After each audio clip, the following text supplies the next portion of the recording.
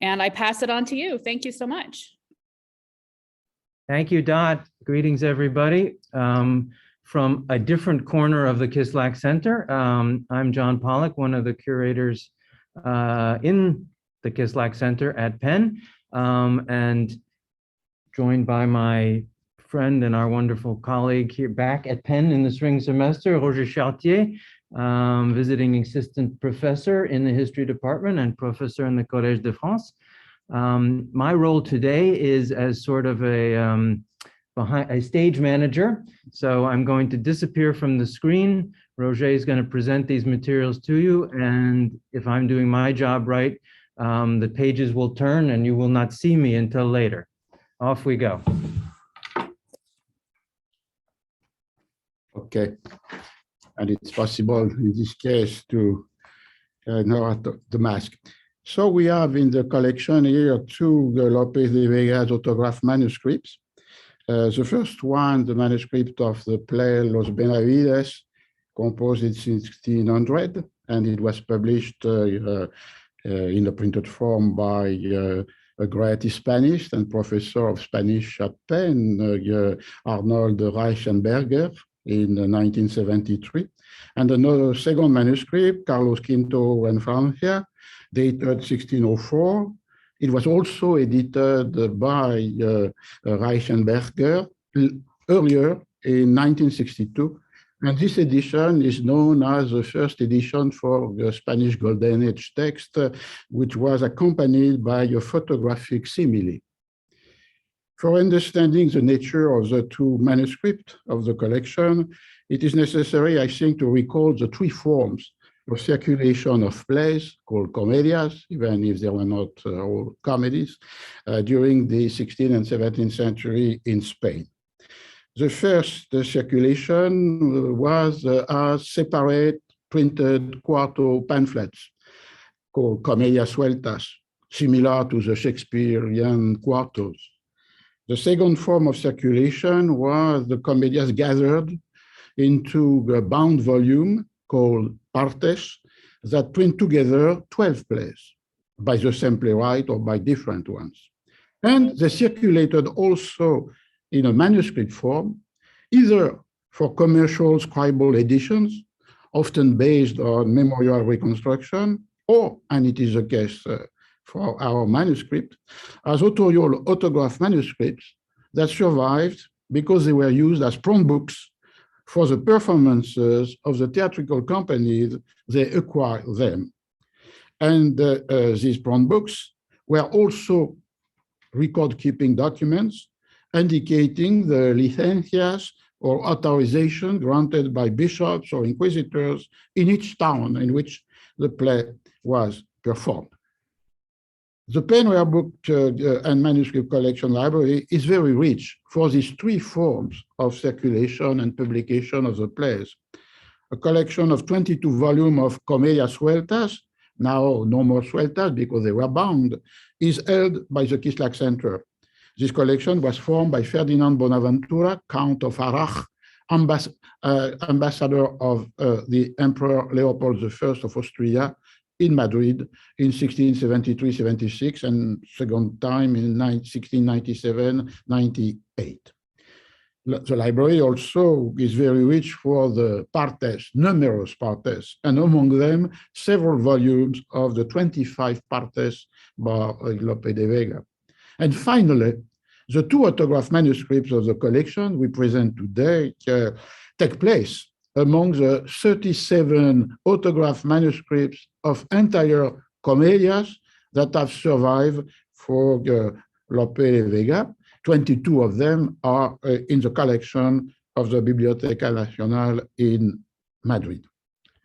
The final leaves of the manuscript of Carlos V and Francia, dated 1604, record what I just said for thinking about one of the reasons of the conservation of this manuscript. That is to say, you can find, it is on the screen, the licencias permitting, authorizing the performance of this comedia, Carlos V and Francia, in several Iberian cities, and this between 1607 and 1620. Valladolid, Madrid, Zaragoza, Jaén, Malaga, Murcia, Granada, Lisbon, and again, Madrid. This record suggests strongly that this manuscript belonged to companies of strolling players, Compañía de la Legua, that used it as a front book. These manuscripts and their numerous corrections, we shall see, have a double importance or interest, a codicological one and an historical one, because they are both authorial manuscript and front book. As autograph manuscript, they allow to understand how Lope de Vega wrote his plays. As the length of a play is determined by the expected 2 hours of the performance, Lope de Vega set forth a precise relationship between this duration and the length of his manuscript. He makes this equivalence quite clear in his Arte Nuevo de hacer comedias en este tiempo in 1609. I quote, "Each act should be 4 pliegos, 4 gatherings, no more. 96 pages is the proper length to suit the time and audience's passions."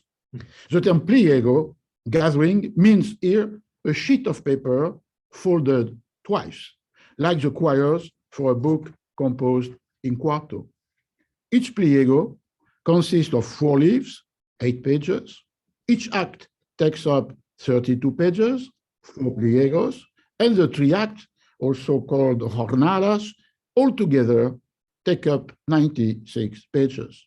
The autograph manuscript of our collection, and particularly Carlos V in Francia, confirms that Lope de Vega strictly followed the rules he stated. The text of his play is written on 12 pliegos, making up 48 leaves, that is to say, 96 pages. In the manuscript of Los Benavides, 1600, the gatherings that compose each of the 3 acts, because all the comedias must have these 3 jornadas, these 3 acts, have a separate foliation and were never bound together. They were composed as textual units, each act, by Lope. And also, they could be used during the performance or for the preparation of the performance separately, simultaneously. On the last page, Lope de Vega indicated the place and the date of the manuscript, Madrid, 1600. And he signed associating 2 initials, M and L. L for Lope de Vega, and M for Micaela Luján, a married woman, an actress, who was his beloved lover between 1599 and 1608. Lope had 5 children with her, but also 4 with his spouse, Juana de Guardo. And on the last page, you have this association between the 2 initials, and after the signature by Lope de Vega Carpio. The first page of the manuscript of Los Benavides, of the first gathering, is very interesting and particular because it indicates the second dimension of the interest of this manuscript, that is to say, used as a front book. In this first page, the list of the characters within the play is accompanied by 2 casts that indicate the name of the actor. These 2 lists of actors correspond to the actors who composed in 1600 and in the outer column, and in 1610, and it is the inner column, the company of the author de comedias, Baltasar de Pinedo, to whom Lope sold his play. And Pinedo, you can see this, was also performing the character of Sancho de Benavides in the play. We have to recall here that the word autor de comedias in the Golden Age never, or quite never, designated the author, the playwright, but always, or quite always, designated the director of the company, a kind of producer manager, of stage manager, who bought the place to the playwright, rented the theater, the open theater, the Corrales de Comedia, and distributed the parts between the actors. And here on this first page, you have clearly this indication of two different casts with some common actor, for example, Pinedo himself playing the character of Sancho Benavides. In this manuscript, the cuts are not Lope's revision. They are essentially cuts and correction required or desired by the director of the company, the autor de comedias. Lope's hand wrote or copied the play and added in the left margin some indication between the entrances of the character, but which was seen more clearly with the second manuscript, Carlos Quinto and Francia. But all the other manuscript intervention in Los Benavides must be assigned to the hand of those who prepared the text for the performances. The same can be said about Carlos Quinto and Francia. Here we have the last page of this manuscript, signed in Toledo. It's the last page of the before the licencia, the authorization, and you see at the bottom of this page, you have the signature by Lope, Toledo, 1604, and the same association between the capital M and capital L for paying homage to Micaela de Luján in this last page. In this case, in this manuscript of Carlos Quinto and Francia, the corrections by Lope are more numerous. And there were always textual revision, which discarded the previous lines by a series of loops, or sometimes more rarely blots. We can see this in Act 2, Folio 10, verso. Here we have Lope indicating stage direction and authenticating them by this small cross, like the Knight of Malta. And you have this on the left margin. And you can also enter into the revision made by Lope when he was writing his manuscript. Folio 8, verso, you have this series of, within the text, of loops, which are erasing a previous text and substituted by a correction. Or Folio 5, in the verso, always in the second act, you have the same use of the loops or sometimes the blots. These are authorial revision. But the other intervention in the manuscript are attributed, must be attributed to the hands of those who prepare the text for the performance. And after this manuscript used as front book and as archive of the licensing. You can see this sometime for the stage direction are completed by the end of the autor de comedias. It's second act, folio 3 on the recto.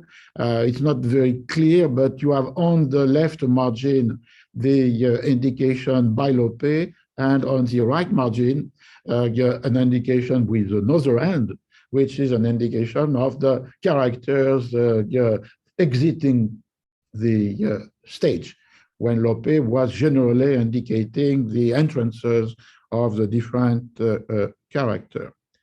But you have more than this stage direction introduced by the author de comedia and not the playwright. You have also the correction which indicate what are the passages that must be cut off during the performance, and often indicated within the margin no, but also sometimes, which is interesting, the fact that once decide cut off, this same passage must be reintroduced in the play for the performance, and in this case you have a C in the margin. A spectacular example is the folio, the first folio, verso of the second act. You see on the page on the left in the margin the text which was into square, indicated as a no, but clearly with a C, which was reintroduced, a part of what was decided to be cut. Because of course there was this two temporality. We have seen that as autograph manuscript, the text can indicate the temporality of the performance as imagined by Lope, and is the reason why he made this strict correspondence between the number of pages that has to be written and the 2 hours traffic of the performance, like in Romeo and Juliet. But also there is a second temporality, the temporality of the performance by the actors, autores de comedia, and their actors. And sometimes they wanted perhaps a shorter length, and it's the reason why in both manuscripts, but particularly in Carlos Quinto and Francia, you have a lot of cuts made by the author de comedias to reduce the text given by or sold by Lope. And in this Carlos Quinto and Francia, it's clear that, as we have seen with the licensing, between 1607 and 1620, it is clear that it was a series of interventions by different autores de comedia, that is to say, different theatrical companies have performed in all these cities in Spain and also Lisbon, I mentioned previously. So it's a very archaeological work to disentangle the different cuts or proposition of cuts with no, or reintroduction of text with C, attributed to not a single hand, but various hands during these 20 years or 15 years of existence of this manuscript as print book and as archives of licensing. These two plays were after this life in a manuscript form, and which is very interesting because it's not only the life of an autograph manuscript, it's the life of a manuscript used for various users and by several, if not many, people. These two plays were printed, and as I said at the beginning, that the library is particularly rich also in printed text of comedias.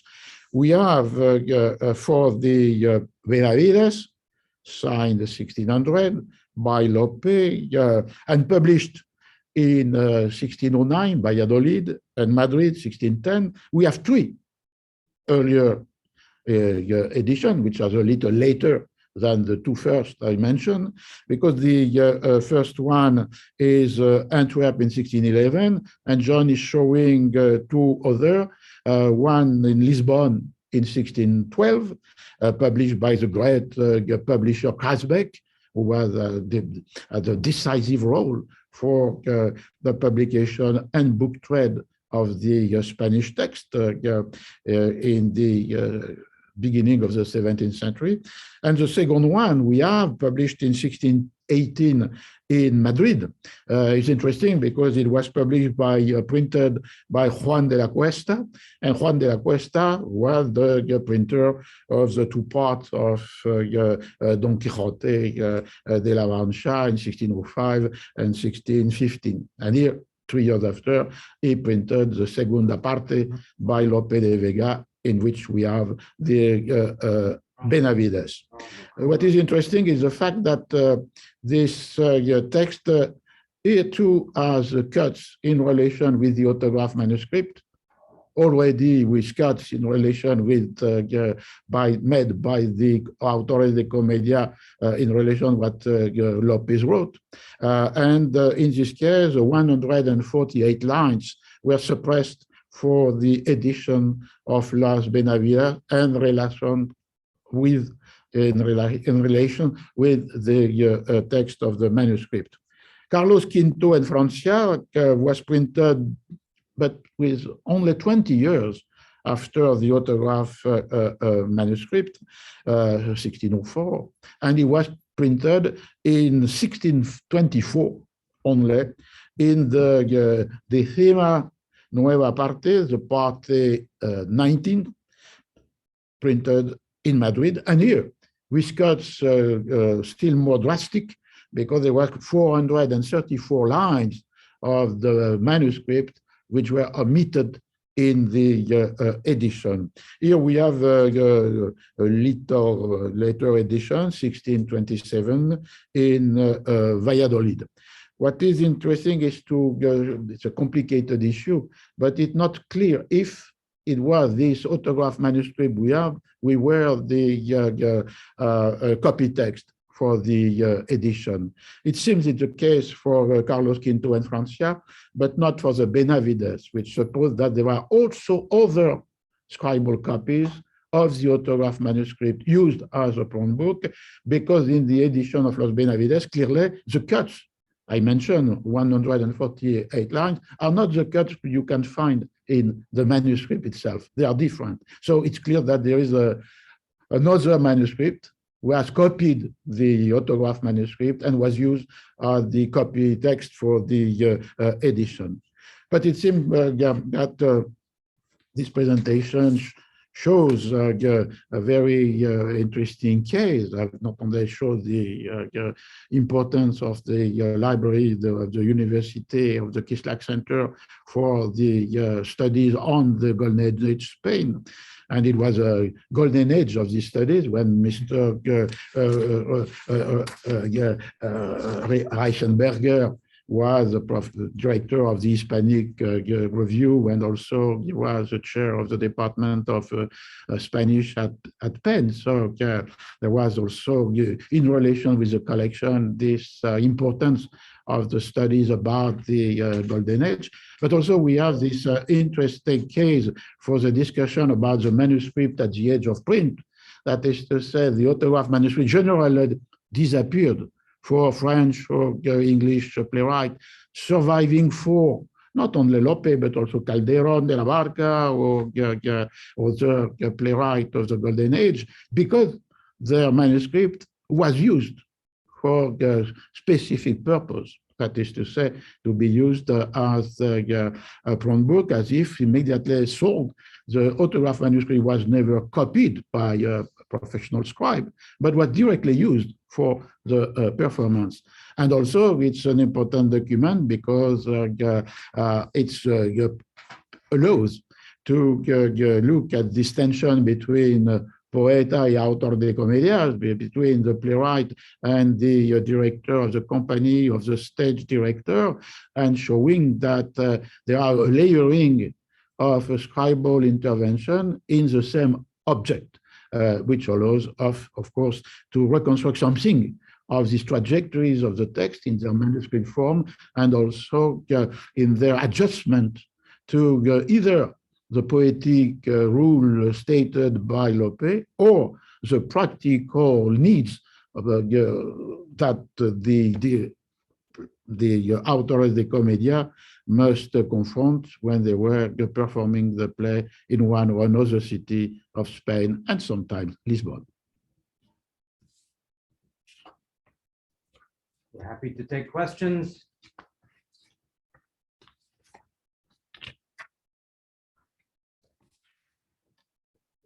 Scott, if you want to relay some questions to us, that'd be good, or I can we'll get the chat up here. All right. There are no questions in the No chat questions. yet. We have a thank you. I see Jerry Singerman has his hand up. Jerry, Oh, Jerry, go ahead.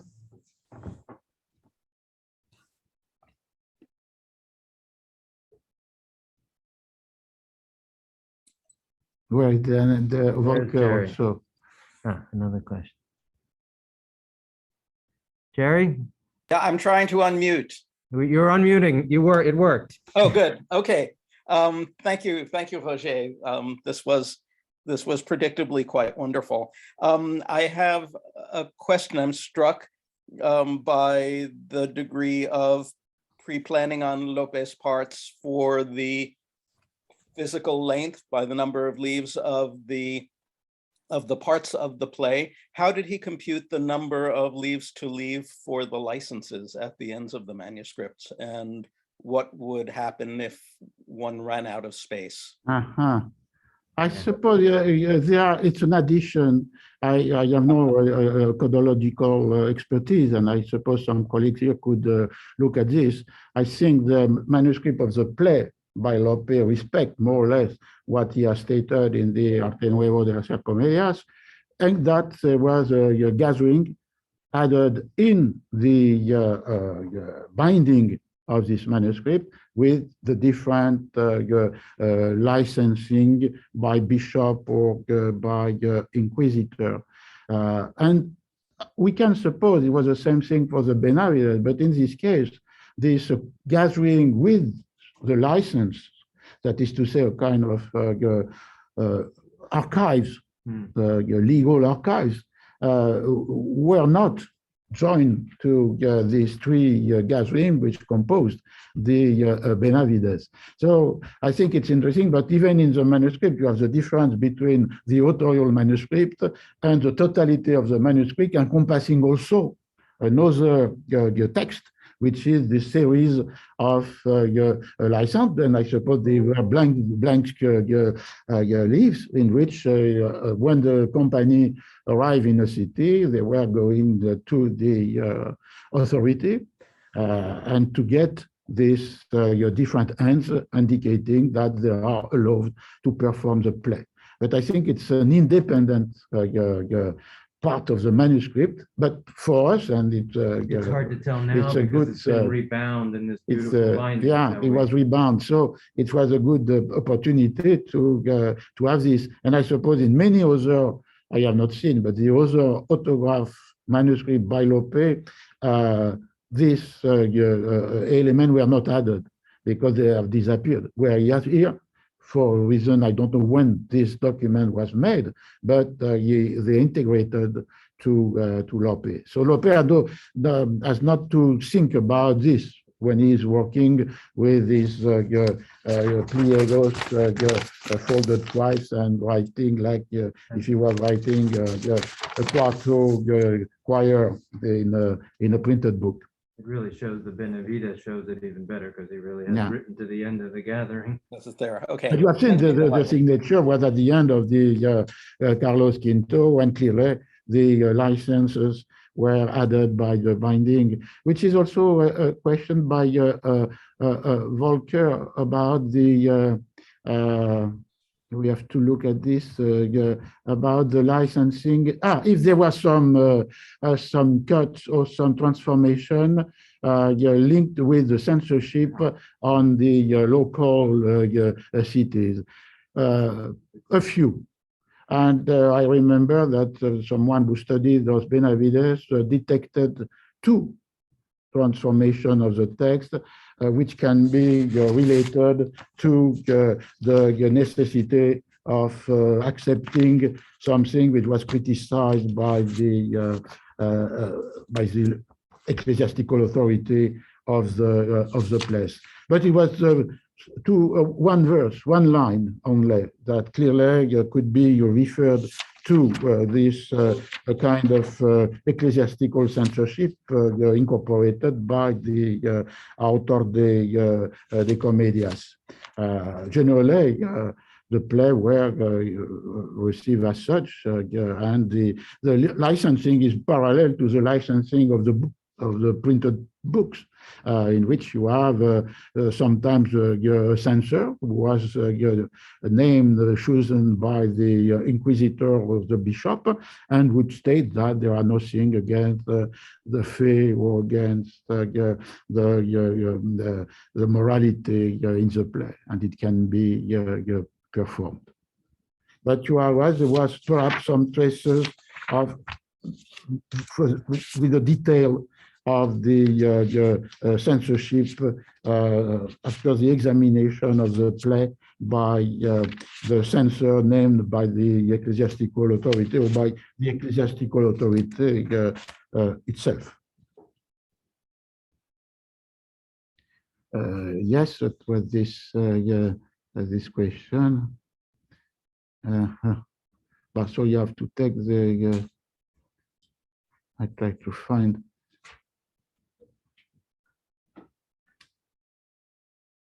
Other questions, let's see.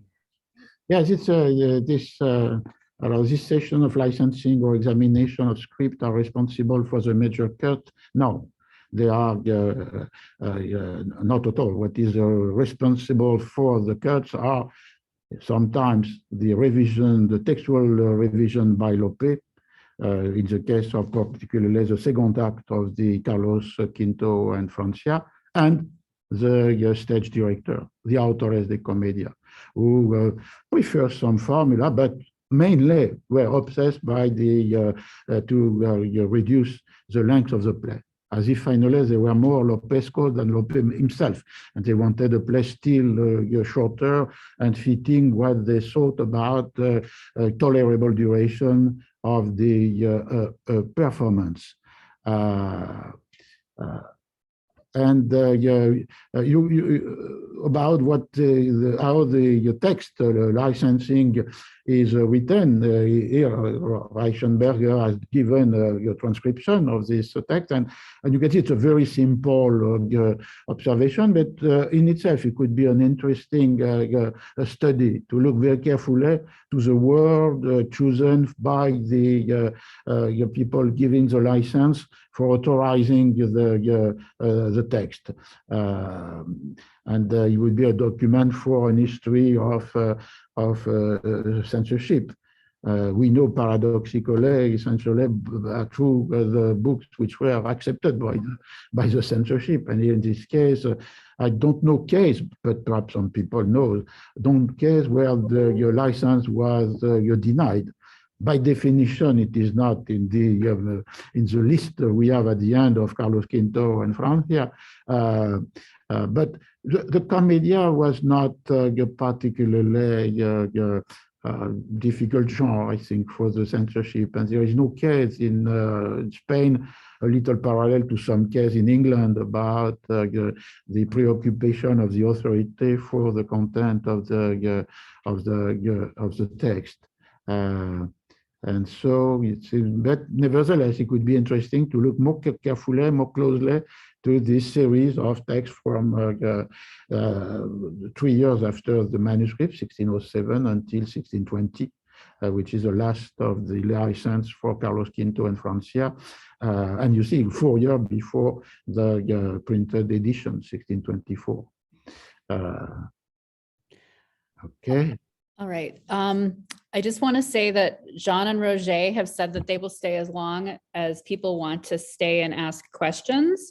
But it is our official end of time, so don't be sad about leaving if you have to go. But if you want to stick around and talk some more, please do. We'll keep the meeting open. And I did see that there was a question, actually, if you guys want to address the question in the chat. Okay, with pleasure. We can stay. And thank you all for coming. Yes, thank you. And thank you. Thank the two of you for this very interesting presentation. Let's see, another question. Do you see it? Or we can follow up people who can stay. Yeah. There is another question about the originales, the imprentas themselves, later copied in a clearer script so they could be used by the printer. Printers It's a very important question because, of course, Penn is also the rare place in which, in the Biblioteca Nacional in Madrid, you have, for 17th and 18th century, a lot of these texts called originales, of which the main characteristic is not to be original, because they are a scribal copy for the establishing of the copy text in the printing shop. And so clearly, it's another issue. What were the manuscript behind the publication of the plays in the Partes by Lope? And we can suppose that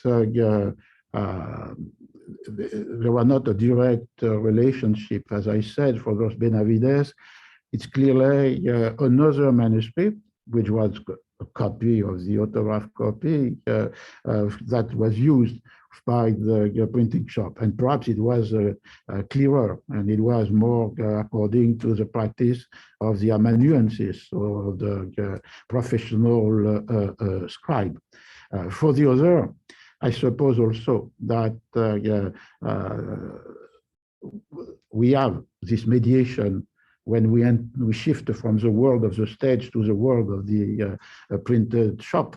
You have this mediation of scribal copies, because you imagine the difficulty for any compositor to use the manuscript shown by John for making a printed edition. And so for some of them, we can suppose that there was this mediation of the original, paradoxically, the result of the work by a scribe. And also in the originales in Madrid, what is important is the casting off copy, that is to say, the preparation of the printed copy by the distinction between the different part of text composing the different pages. And why it's possible to have this in Spain and quite impossible elsewhere as well, out in other situations, is because there was the preoccupation in Spain that something could be introduced in the text after the licensing, after the approbation by the censor. And in order to avoid this introduction of a text not licensed in a licensed book, it was the obligation for the printer to, at the end of the process of printing, there was someone in charge to check if the licensed manuscript was exactly reproduced by the printed text without any addition, which could have been subversive or considered as such. And so it's the reason why we're kept in the archive of the royal censorship the manuscript used as copy text in the printing shop, in order to check the absolute conformity between the printed text and the licensed manuscript. So it's another reason to think that, of course, we have no direct affiliation between this autograph and print book manuscript and the manuscript used in the printing shop. Good question.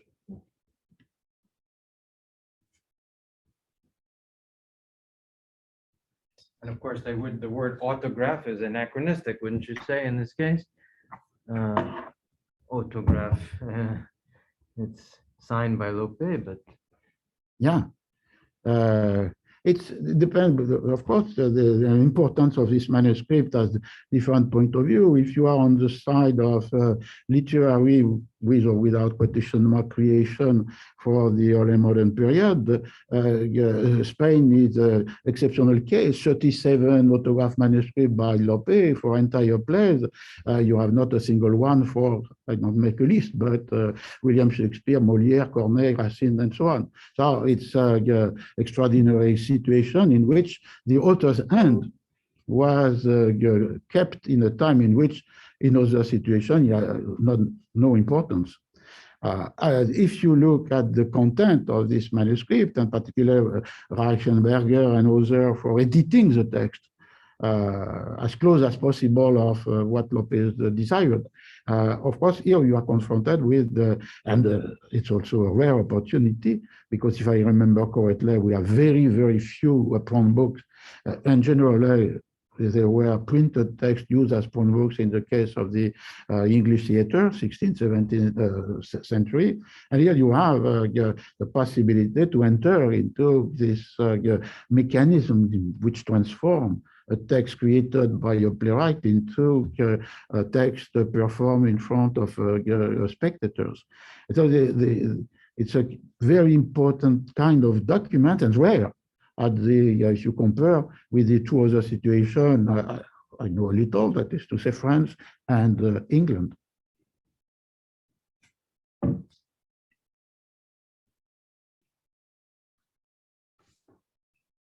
Are there any more questions?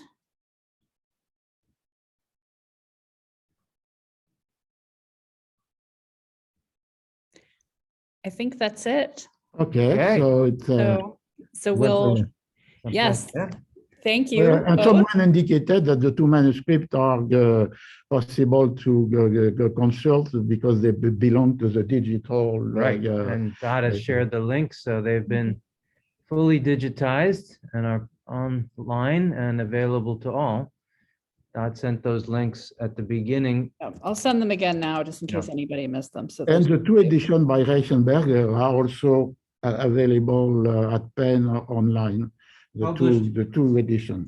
Published by the famous and important University of Pennsylvania Press.